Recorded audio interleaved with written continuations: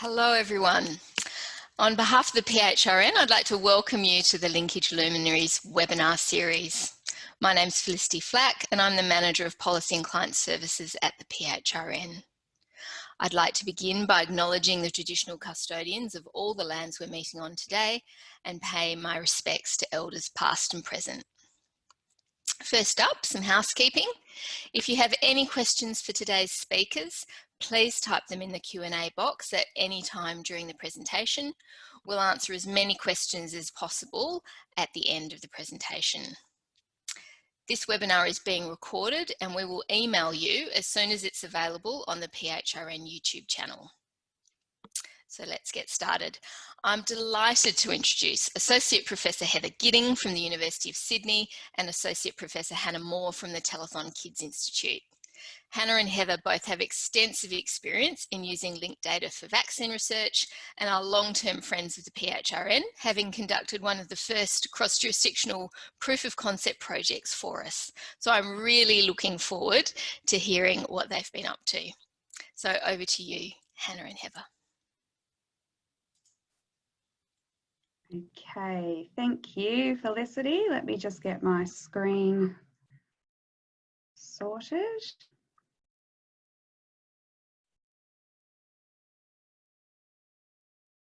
Let's start from the beginning. Now let me just do something funky there. Okay, all right, can we all see the screen? Yes. Excellent. So I'll take that as a yes. Fantastic. Well, thanks a lot, Felicity, for the opportunity to present today. Before we begin, I just want to acknowledge that where I'm standing here in Perth is Noongar Whadjuk Whadjuk, and I wish to pay my respects to elders past, present and emerging and thank them for all the guidance and wisdom that they provide us here, especially here at Telethon Kids Institute. So this is a joint presentation that Heather and I will be giving. I'm in Perth, Heather's in Sydney, and we'll be sharing the slides, so you'll be seeing both of us as we go along. What we're going to do today is really just give a bit of an overview of this program, which has been a real love of a program for the last several years. We'll give an overview of the linkage process, the cohort assembly, and then some examples of the research outputs. And from that, you'll really see that just how far we have grown from this one little project and how much we're really using the data for its for the best efficient use of data. Okay, forward the slides. There we go. Okay, so as Felicity said, we did start off this project as a PHRN proof of concept project to link state, and Commonwealth data. That started in 2012, and then from there we were then further funded by NHMRC project grant. So the investigators that you see here, this was a collaboration really between Heather and myself and our co-investigators both in Western Australia and in New South Wales. So some of the background for this. So we're talking about immunisation data here, and at the time of doing this is when we had the Australian Childhood Immunisation Register, or the ACIR. As a standalone data set, the Australian Childhood Immunisation Register was quite restricted to be able to really evaluate national immunisation programs. This is because it has limited data and it doesn't include any of the confounders, or it doesn't allow us to identify any of the subpopulations that is needed to be able to effectively evaluate vaccination programs. So this is why we needed to do linkage of the Australian Childhood Immunisation Register with other data sets, so we could really properly evaluate coverage and vaccine effectiveness in different population subgroups. So the aims of this project were really to establish the process to enable the linkage between multiple states and Commonwealth data sets. And this was the first time that such state Commonwealth linkages, sorry, there's a word missing there, I've just noticed, state Commonwealth linkages were going to occur. We focused on WA and New South Wales because at the time that we're the people who were interested in really doing this, but also because at that time WA and New South Wales were the jurisdictions that had the most advanced state data linkage systems. So we acknowledge it's not a total Australian data set here, but WA and New South Wales combined makes up about 40% of Australia's total birth cohort. We had some initial research aims. These were to assess the coverage and vaccine effectiveness at a population level and in different at-risk populations, and then also identify factors associated with delayed vaccination and measure the potential impact of improving timeliness. So these were our initial research aims, but then as you'll see from the examples, we've really grown to expand on these research aims and have various different add-ons to it. So now just a little bit of an overview of the cross-jurisdictional linkages. So this really occurred in 3 different components. So the first component was state linkages between WA and New South Wales. So within each jurisdiction, we established a birth cohort, and Heather will go into details about what that cohort actually looked like. But it was made up from the birth register and the perinatal data collections.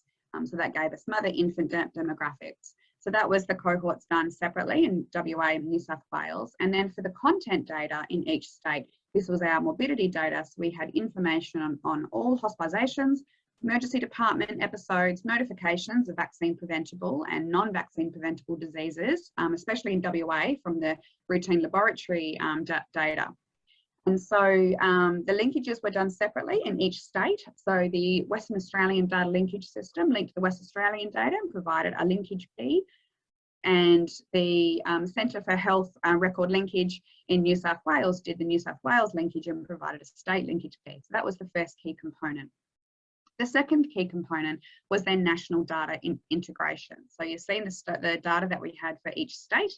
Then, of course, we also had the Commonwealth. So this is where the Australian Childhood Immunisation Register comes in. This is a federal data set, so it's not governed by the states. So that's why it resides within the Commonwealth, and we needed to use Commonwealth integrating principles.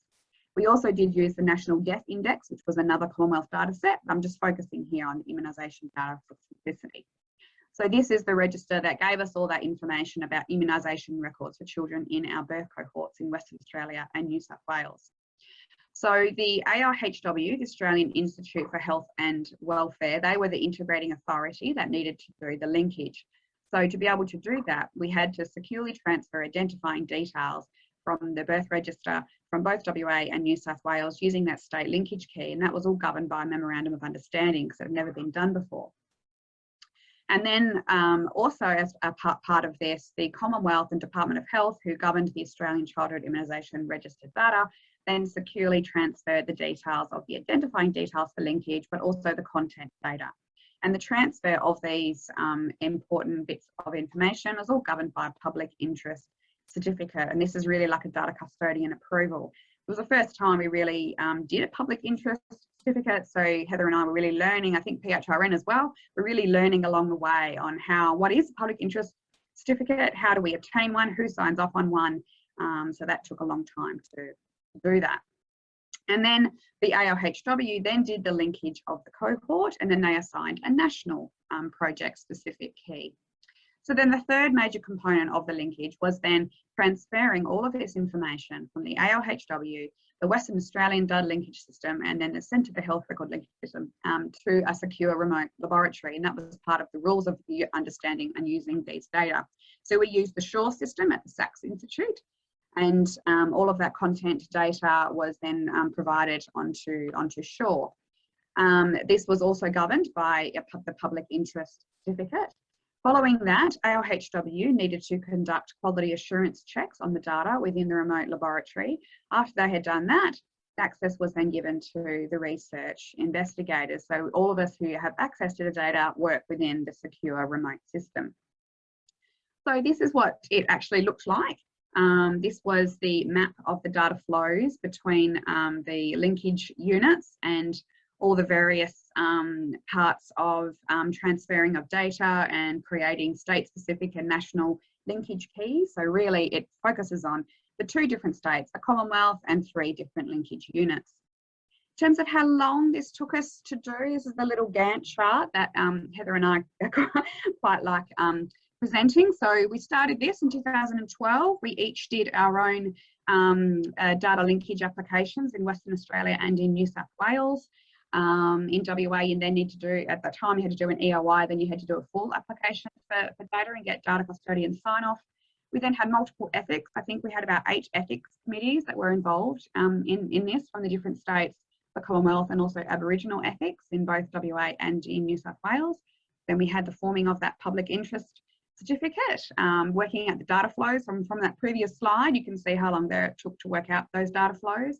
And then we finally had data in late 2015. So quite a long gestation. I can tell you my family grew within this time. I had 2 pregnancies and 2 children since that time, and I've since had a third. So I like to think of this project as really the growing of my own family, really. Okay, now I'm going to hand over to Heather, and Heather's going to talk about the cohort assembly. Thanks very much, Hannah, and hello everyone. Thanks for tuning in today. I'd like to start by acknowledging the traditional custodians of the land which I'm giving this talk, the Cadigal and Wongal of the Eora Nation, and pay my respects to their elders past and present, and to any Aboriginal people listening in to the talk. I don't seem to be able to move the slides forward for some reason. Oh, yep, here we go. Okay. So once the data had been made available to us after linkage, we had to go about constructing a retrospective cohort. I just need you to click, Hannah, there we go. Construct a retrospective cohort of the children born between 1996 and 2012 with their follow-up data on their vaccinations and health data until December 2013. So first we had to construct our cohort, and I'll talk a little bit about that in the next slide. And then we needed to add in each of the child's unique vaccination records, but making sure that they were in date and dose order. So that did take quite a while, 9 months of cleaning the data to get the vaccinations into a state that we could link them in. And then we added in the emergency department and hospital admission data, as well as the disease notification data, the vaccine preventable disease notification data, and the death data along that timeline. And the person time ended generally when we were doing our analyses, ended when they got the vaccine preventable disease that we were interested in investigating, or whether they died or at the end of the study follow-up period, obviously. And we divided up their person time into how many vaccination doses they'd received. So the hospital and ED data were another source of disease outcome data to tell us whether the person had a more severe form of the vaccine preventable disease. If they were notified and went to hospital, we were able to examine that as a separate outcome to whether they were just notified only. And we're also able to use this rich source of additional information to identify particular subpopulations and control for confounding, as Hannah had mentioned. And we also had information from the midwives and perinatal data in this regard as well. And each of the databases provided information about the demographics, obviously, of the children, but we did focus on using the perinatal data set as our primary source of information about the demographics after consulting with experts about what best database to use in that regard. This applies to all of the demographic information except for Indigenous status, which I'll talk about a little bit later in the talk. So next slide, please. So this is not quite as complex as the slide that Hannah showed with all the data transfers, but is how we went about assembling the study cohort. And I just really want to point out a few things. First of all, not all children had both a birth registration and a perinatal record, and the proportions varied by state. And you can see that compared with New South Wales in the blue, for WA, they had a higher proportion of births with both a perinatal and a birth record. But overall, we had 97.5% of all the live births had a perinatal record that also had a birth registration and could be included in our cohort. And the other thing I want to point out on this slide in the sort of bright green area there is that we did have to exclude some children from our cohort because they didn't have a unique person identifier in the immunisation register, and that the person identifier is what enables us to identify the set of vaccination records. But when the set of vaccination records belonged to more than one child, we couldn't really determine which child they belonged to. So we excluded that small proportion, only 0.22% of children. And so our final cohort ended up being almost 2 million children. So next slide, please. As I mentioned, we mostly use the midwives or perinatal, depending on what state you're from. The name varies for the child demographics, but for Indigenous status, we undertook an enhancement process. And this is because our research had a strong focus, strong Indigenous focus. And Indigenous status is recorded on multiple databases, but we could have decided just to use one database, perhaps the birth registry, because we know that this is what's reported by the parents and perhaps is the most representative of how they would like to be identified. However, the birth registration had about 7.25% of the Indigenous status missing. So instead, we decided to use a multi-stage median algorithm, which is a combination of all the data sets except for the deaths. And we excluded deaths because this would bias upwards the relative estimate of deaths in Aboriginal compared with non-Aboriginal people. And this methodology developed by Christensen, reported with examples by Christian and et al. Is based on the recommendations of the National Best Practice Guidelines. And we might just click through to a picture of that.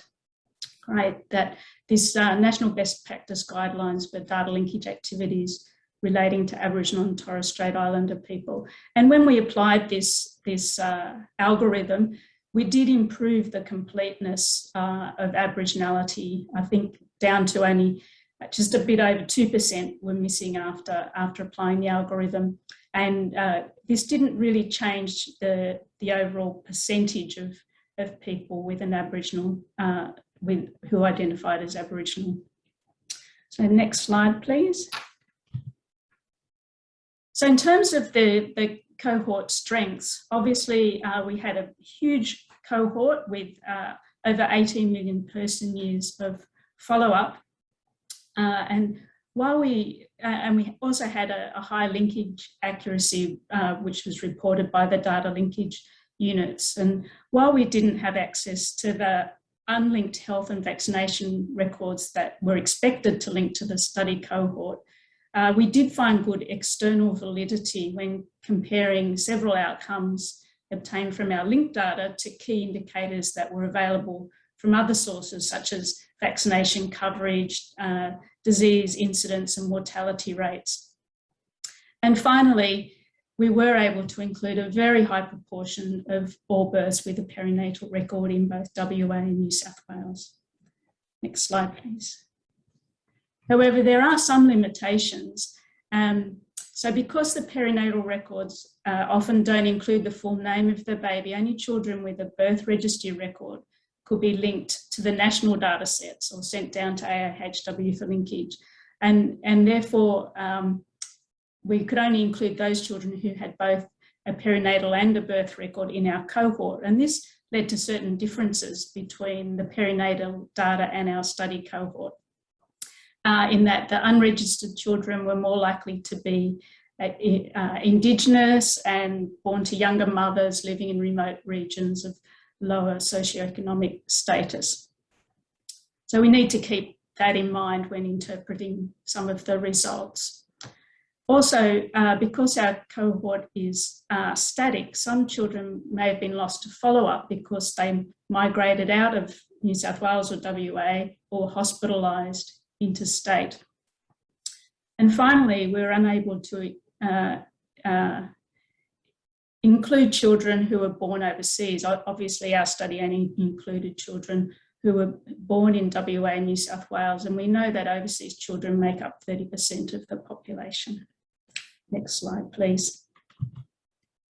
So while these limitations need to be kept in mind, assembly of the ACIR cohort, as we've called it, has allowed us to produce really quite a lot of policy relevant outputs using several different but interrelated types of studies. So we'll go into some of those now. So detailed clinical and demographic data enabled us to evaluate Australia's immunisation program, not only amongst the whole population of this of births in WA and New South Wales, but also, as Hannah mentioned, in subpopulations that we really weren't previously able to identify. And among these population groups, determine who has low vaccine uptake or isn't getting vaccinated on at all, or not getting vaccinated on time, and then determine rates of disease in these different groups. I'll just click through to the next. Maybe, yep.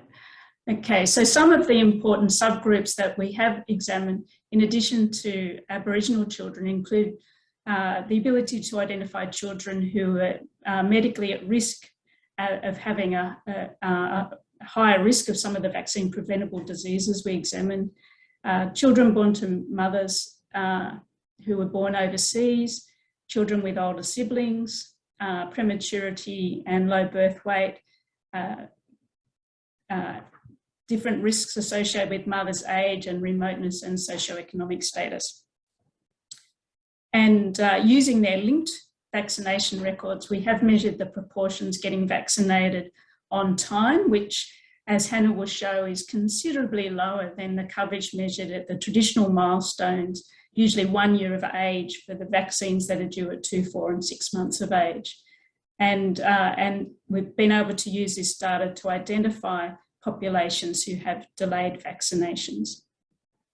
And then linking these two data sets with the vaccine preventable disease notifications meant that we're also able to measure the burden of disease in these different risk groups, the relative rates of disease by different risk groups, and by measuring the rate of disease in vaccinated and unvaccinated groups, obviously measure the effectiveness of the vaccine.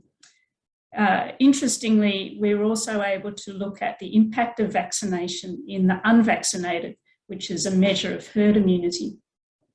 And then by looking at the difference in rates of disease among children vaccinated on time versus delayed, also get an idea of the burden that is potentially preventable by improving timeliness. Next. So what have we achieved? I'll now hand back to Hannah, who can describe some of the specific examples of our projects. I'm just trying to get my video back on. There we go. Okay, thanks, Heather. So yeah, I'm now going to go through some quick examples of all the different research outputs that we have done. These aren't exhaustive, but these are just a bit of a taste of some of those different study designs. So one of the first ones I'm going to talk about here is measuring the burden of influenza. So this was the first time that we could really do this on a population basis, combining all of these different data. And there's various different ways that you can define influenza disease as a disease outcome when you're looking at these administrative data sets in terms of hospitalisation coded data using ICD codes or notification data. Obviously, we did look at vaccine coverage and vaccine effectiveness for flu vaccines in this study as well, but for this example, I'm just going to talk about the burden. So what we also wanted to do was to look at the risk factors for influenza on a population basis, as that also had not been done before. So we identified the different clinical risk factors that were all listed in the Australian Immunisation Handbook as conditions that both encourage children of those who have those clinical risk factors to get vaccinated because they do have a high risk, but we wanted to actually quantify what that risk was. So first of all, this just shows you the age-specific incidence of influenza, and by doing it in three different ways. So first of all, the purple bar is looking at just ICD coded, so looking at the ICD codes and hospitalisation data set for influenza. The orange bar is then looking at the notifications only, and then the blue bars is when we link those two together and we look at a notification for flu that was also hospitalised within 48 hours and for any disease diagnosis code. So a couple of really important points to highlight from this slide. First of all, you can see that the burden or the incidence of influenza is high in infants, especially in those under 6 months. So this really highlights the importance of maternal vaccination, because at the moment influenza vaccines are only offered to children 6 months and above. There's also a lot of work going in underway now to try and bring a earlier dose of flu vaccine. So this really highlights the importance of that work. Another thing that this also highlights is that in the older children, not many are hospitalised. So in these children here under the age of 5, the notification rate is higher, but the hospitalisation rate is lower. Another really important point to show from this slide is just the really inherent difficulty with looking at ICD codes only. So in those infants, if you just look at ICD codes, you're perhaps overestimating what the actual burden is. So this shows that some of those codes are a little bit difficult to work with. So the best way to do this is to use the notification data that's linked with the hospital data to look at severe outcomes. So here is where we wanted to look at associations between that notified and influenza, severe influenza outcome and some of these clinical risk factors. So we did this in a way of looking at these conditions that you can see in pink on the left here. They're all listed in the Australian Immunisation Handbook.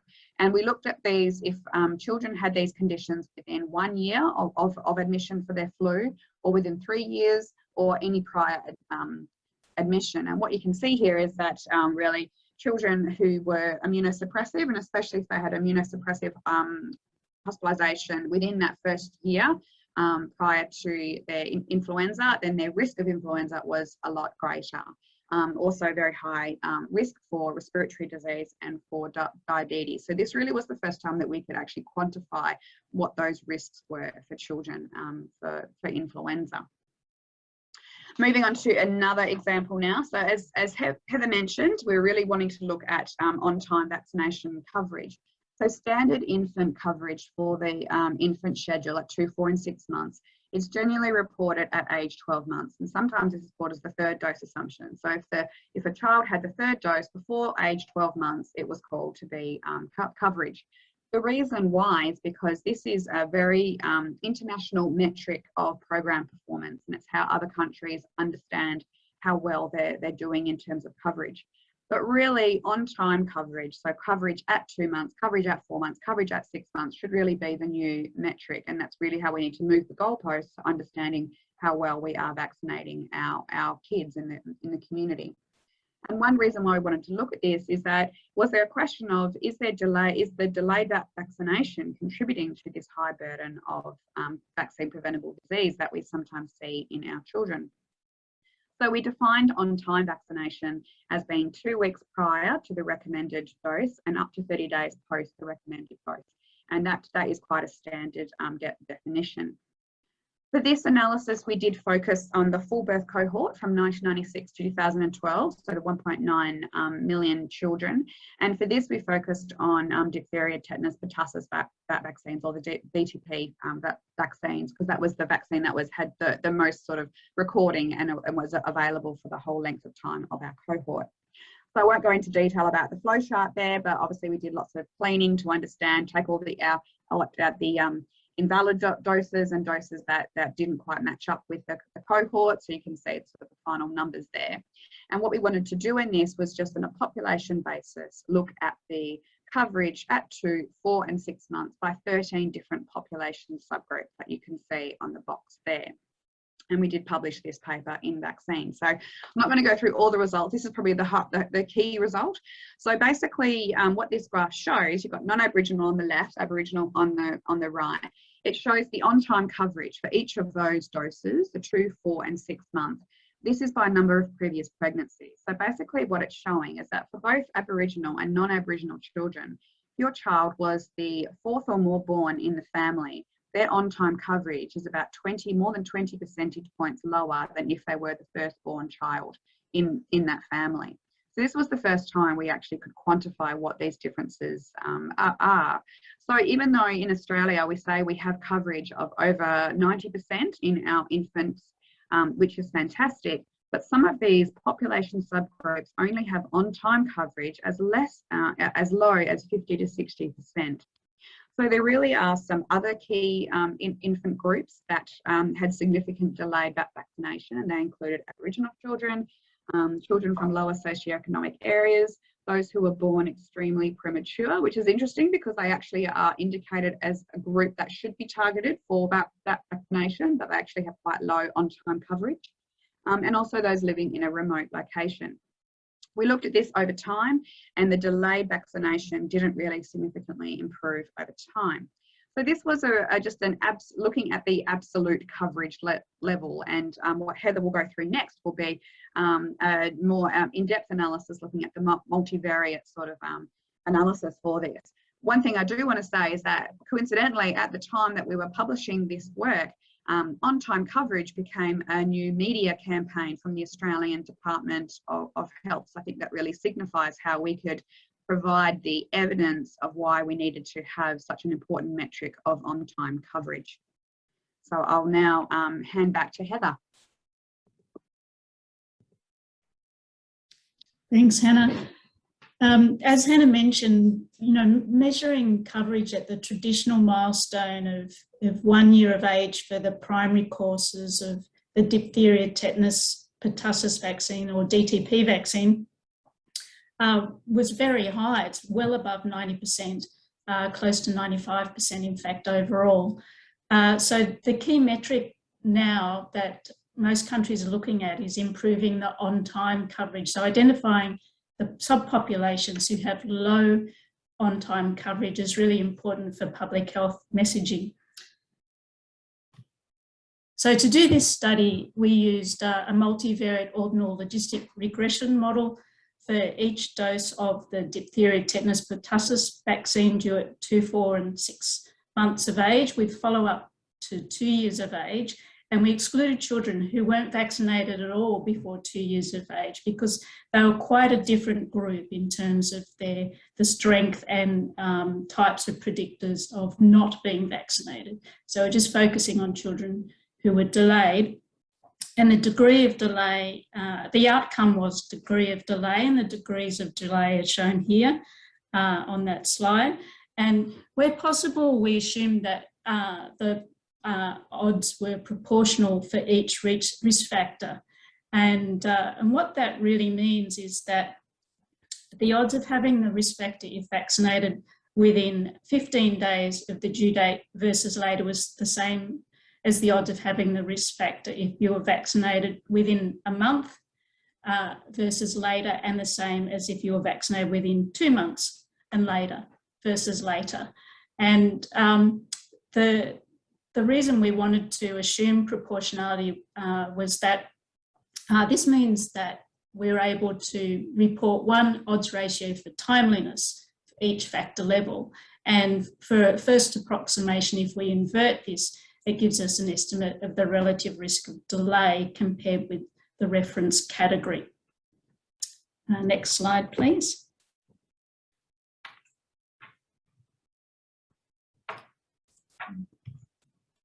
So I'm going to start, these are some of the headline results, with the impact that timing of a prior dose has, as this provides the rationale why it's important to focus on predictors of dose 1 timeliness.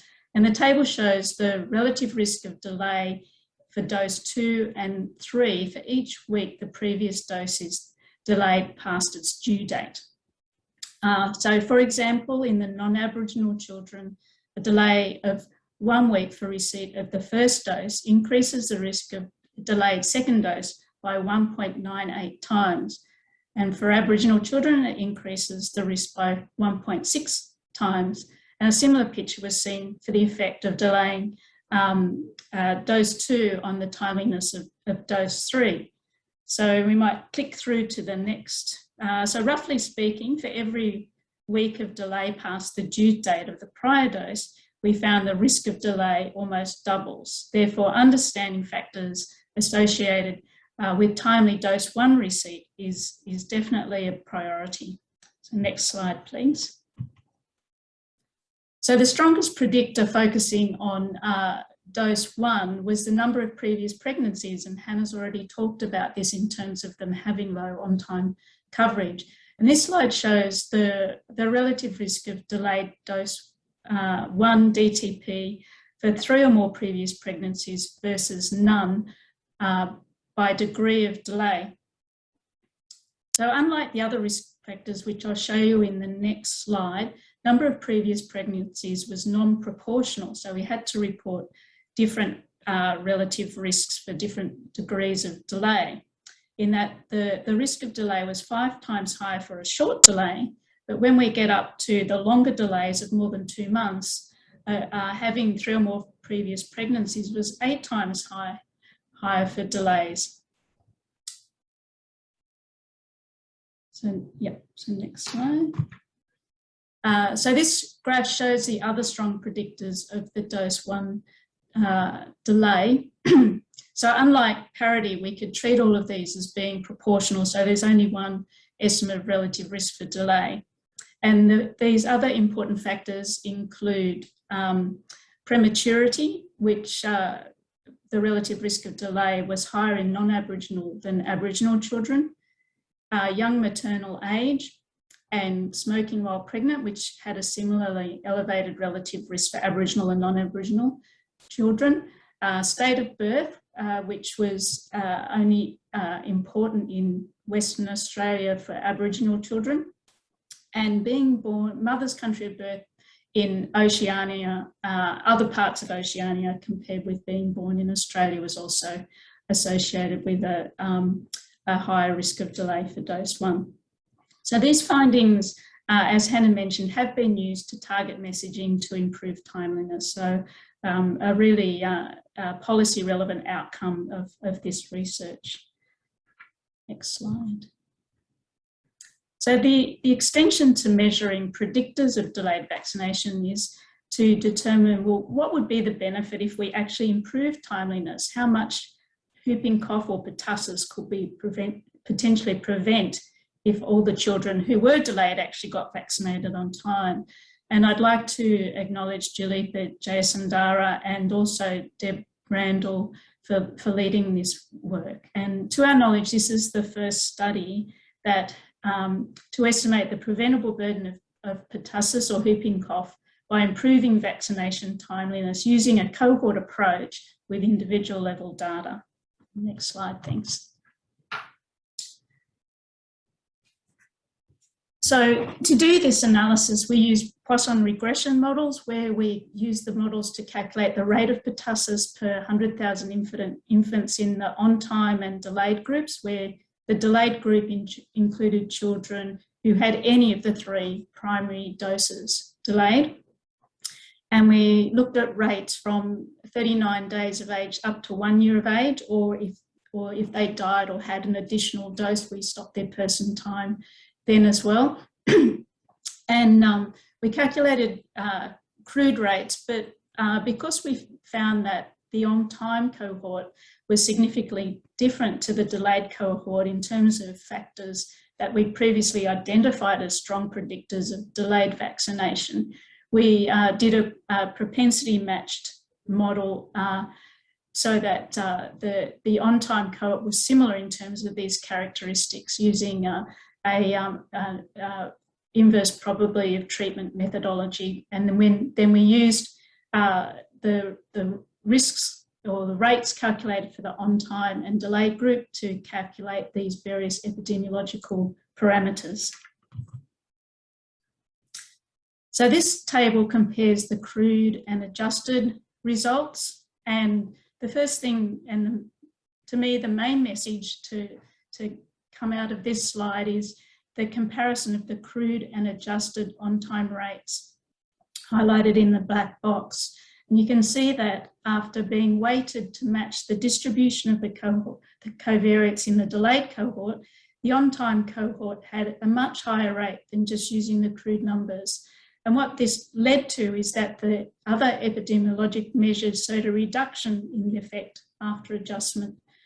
And so after adjustment, the rates of pertussis were estimated to be 53% higher in the delayed cohort compared with the on-time cohort.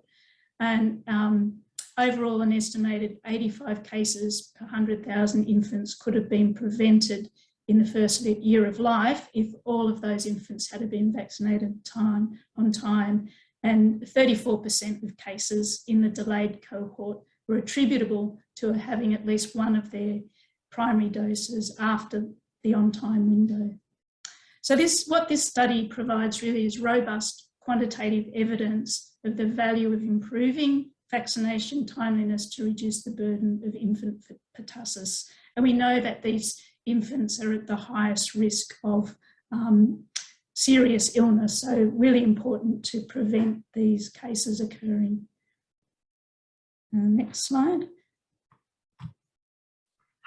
So, excuse me, the last example I'd like to share before handing back to Hannah is a study looking at indirect or protection or herd immunity against invasive pneumococcal disease. And I'd like to acknowledge Jocelyn Chan for leading this work, and also the strong collaboration with Fiona Russell and her team at the Murdoch Children's Research Institute. So the graph on the left here shows you the rate of vaccine type invasive pneumococcal disease, or the types of pneumococcal disease that are prevented by the vaccine in what we've defined as unvaccinated children by vaccine coverage level in the local population. And by undervaccinated, we mean that they haven't had an adequate number of doses to be considered to have developed an immune response. So that's fewer than 2 doses under 1 year of age, or no doses over 1 year of age. And we used Poisson regression models to examine the association between local level coverage at the statistical local area and disease incidence in these undervaccinated children up to 5 years of age. And indirect protection or protection of unvaccinated children, or herd immunity, is really comprises a large part of the overall impact of the pneumococcal conjugate vaccination. But previously it was thought that you needed quite high coverage to get herd immunity. However, what this study showed was that you only, for 50% coverage, this led to a 73% decrease in the rates of invasive pneumococcal disease in the undervaccinated children. And so this challenged the assertions that high levels of coverage were needed to obtain herd immunity, and provided policy relevant evidence that once you can get the incidence down, that fewer doses may be cost effective. Next slide, please. So I'll now hand back to Hannah to wrap up our discussions on examples of other diseases. Thanks, Heather. So sticking with pneumococcal conjugate vaccine for this example, so just as a reminder for those who are not aware, the pneumococcal conjugate vaccine was first introduced in 2001 for Aboriginal children and those deemed to be at high risk of invasive pneumococcal disease. And then in 2005, there was a universal program that was available for them for all children. This study was really to look at the non-specific effect of PCV on all-cause pneumonia. And this is because there's such a large global burden of pneumonia around the world, and you can see some figures on the slide there. So we really wanted to really look at whether we could measure the performance of PCV to this large burden of disease, because quite often in other countries, using the metric of all-cause pneumonia is actually one of the performance indicators of how they would judge the performance of a PCV program. So this was the cohort that we used for this was all children born in from 2001 to 2012, so 1.3 million children. You can see the individual numbers there. We did break most of these results down to the pre-universal period and the universal period. So that's from 2001 to 2004 for the pre-universal period, and then from 2005 onwards for the universal period. We were looking at the pneumococcal conjugate vaccine. You can see some basic rates of the vaccine coverage there. And the outcome was using all-cause pneumonia hospitalizations before the age of 2. We were just looking at the first event. So the first time a child was hospitalized for all-cause pneumonia before they reached 2 years of age. And I should acknowledge that this work was led by Parveen Fatima here in Western Australia. So these are the crude results here. So this shows just the crude hospitalisation rates by that vaccination status. A couple of take-home messages I want to portray from this figure. So one, you can see that the incidence rate of hospitalised pneumonia is much higher in Aboriginal children than it is for non-Aboriginal children. It's about 3 times higher, which is really not acceptable in our current stage. Another key point, I think, from this is that you can really see that from the pre-universal period to the universal period, that rates of pneumonia declined in both vaccinated and unvaccinated children. So the blue lines, the blue bars are the unvaccinated children, and the pink bars are those that received 3 PCV doses. So this really suggests the herd immunity effect, in that we saw a decline in all-cause pneumonia in both vaccinated and unvaccinated children. Another key point, just from looking at these crude rates, is especially looking in the pre-universal period for Aboriginal children, that there really signifies that there is some confounding by indication here, because it seems that those who had received pneumococcal vaccine actually had a higher rate of pneumonia. That's probably because that they were at higher risk of pneumonia, so they were targeted for the vaccine in those times. So it really is an indication that we've got some confounding by indication here. So then what we did was to look at the adjusted models, and these are adjusted Cox proportional hazard models. We looked at this in so many different ways. So I'm just sort of highlighting the key results that we found here. So this is after we adjust for lots of clinical factors, socio-demographic and perinatal factors that are all risk factors for pneumonia. So what you can see here, as I've highlighted in bold on the table, is that for Aboriginal children, those who received 2 or 3 doses of PCV had a significantly lower risk of pneumonia in the universal period. And this is when coverage was around 84% compared to when coverage was only about 36% in the pre-universal period. So this does imply that we're seeing a significant direct protection in Aboriginal children, which is a population that has a high incidence of pneumonia. For non-Aboriginal children, where really we have a low population incidence of pneumonia, although the crude rates, as from the previous slide, were lower in the universal period, where coverage was high, about 87% compared to 11% in the pre-universal period. After adjustment, you can see here there was no significant evidence. There was no evidence of a significant protection to all-cause pneumonia. We also do believe that health-seeking behaviour is an important confounder in all of these studies, and that sort of alludes to the fact that if you're more likely to get vaccinated, you're also more likely to present to care. So we did a post hoc sensitivity analysis with these data. So we then restricted the cohort, so everyone had to receive at least 1 dose of BTP vaccine. So we knew that the cohort we were then dealing with did present to care and did get vaccinated for at least one dose of DTP. And when we did that restriction, the hazard ratios did change. So protection was then improved for non-Aboriginal children. It didn't quite reach significance, but it did sort of show in that right direction. I think these results are really quite important for other low and middle income countries and other populations that have a high incidence of pneumonia. And I think it really shows that PCV can make a difference. With adequate coverage, PCV can make a difference for all-cause pneumonia. So the last example I want to go through now is then using our linked pathology data. So this was only using WA data. So if you recall back from one of the earlier slides, we had PathWest routine laboratory detections available in this data set for Western Australia only. So that's really important for us to be able to look at the non-notifiable infectious diseases. One of the key ones that we have there is respiratory syncytial virus, or RSV. And interestingly enough, RSV became a notifiable infectious diseases in July of this year due to its ongoing high burden, especially in younger children. So this was an opportunity for us to explore some non-specific vaccine effects. So we know that seasonal influenza vaccine confers direct protection to influenza virus, but we don't know if there's any signal of a cross protection to another respiratory virus that affects children around about the same time with similar seasonality. So this was an opportunity for us to look at this. So what you can see from the table here, this was just looking at those crude rates. We tried to adjust for health-seeking behaviour and do some of those other robust measures to ensure we were getting some accurate results.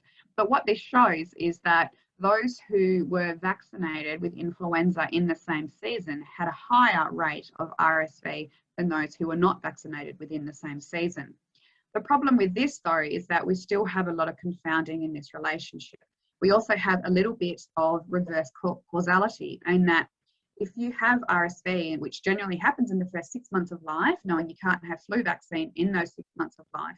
So if there's a child that had an RSV infection in the first 6 months of life, they're more likely to have a flu vaccine when they turn 6 months of age. So we have a lot of confounding problems here.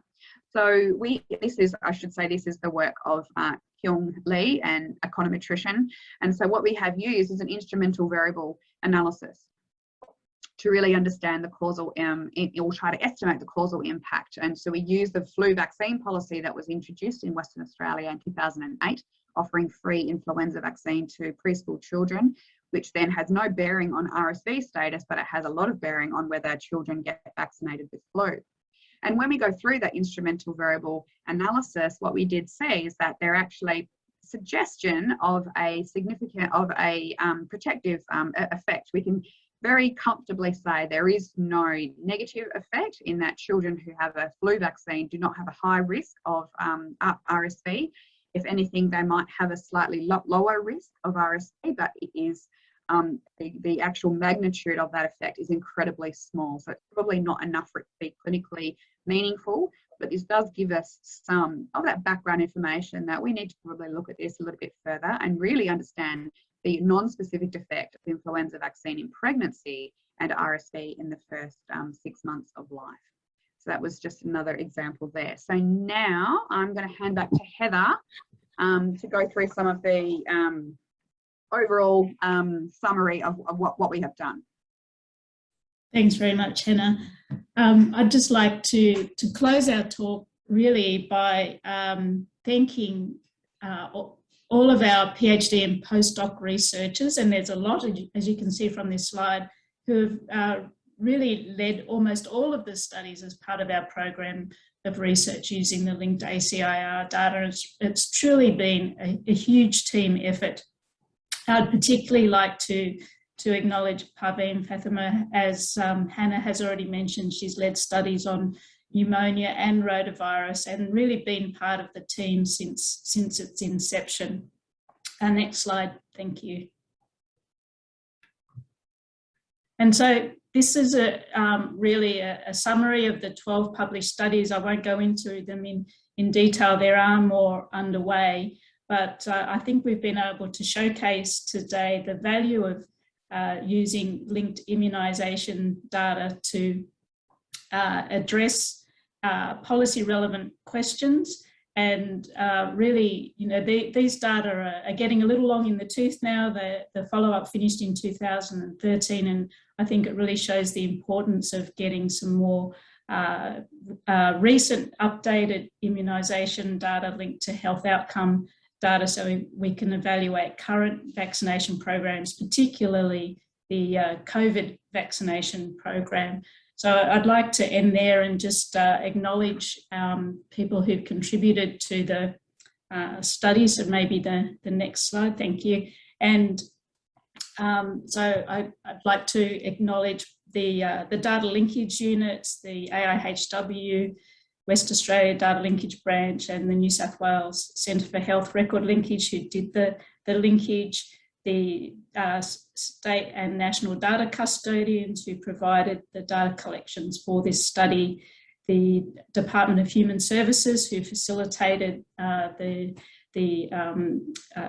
availability of the ACIR data for linkage at AIHW, our important study reference groups listed there, and as Hannah mentioned, the PHRN, who are really our initial funders as part of one of their 4 proof of concept projects, and we really appreciate their not only funding the proof of concept project, but they really did help us progress this linkage and help get it done. So we thank them very much for their support and also the funding from the NHMRC. So I'll leave it there and say thank you for your time, and we'll take some questions now.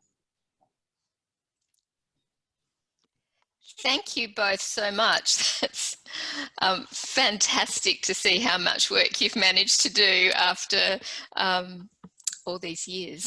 So just to encourage everybody, we're very happy to take questions now. So if you have any questions, please write them in the Q&A box. But we do have one to start off, which says great presentation, and really relates to your last comments there, Heather. Are you planning to update your data and continue your work, especially during COVID times? Oh, look, it would, obviously the ACIR has expanded to be a whole of life immunisation register, and that immunisation data is now being available to state and territory health departments for public health use as well. So we're really hoping, we're working with state and territory government people, their policy people, as well as the Commonwealth Health Department to try and get a national linkage happening so that we can evaluate not only the COVID vaccination programs, but all the childhood and adult vaccination programs for vaccine effectiveness, coverage, and indeed vaccine safety. Any further comments on future plans? Perhaps I'll just add in that. Thanks a lot, Natasha, for the comments and the question. Great to hear you, have you listening in. Yeah, I mean, I think, as Heather said, I think there's a real appetite now, and I think the COVID pandemic has shown us how valuable our data is and how important it is for us to be able to use this data. So at the moment, the immunisation data is given to the states and territories, but it's only for public health response work. It's not at the moment used for research purposes. So what we're trying to do is find out ways that we can repurpose some of those links and use them for research purposes as well. So I think, this is going to be a long-term vision of both Heather and mine, and we hope we can continue to keep working on these important questions. Great. So a question from me. I mean, you've done a huge body of work and all of it is policy relevant in some way. For years now in the research sector, we've been very pushed to do translational research, and this kind of research is obviously perfect for that place. Can you tell us a little bit more about how you're working with policymakers and what you're doing to translate these results? Would you like I can. I'll start, and then Heather can boost up.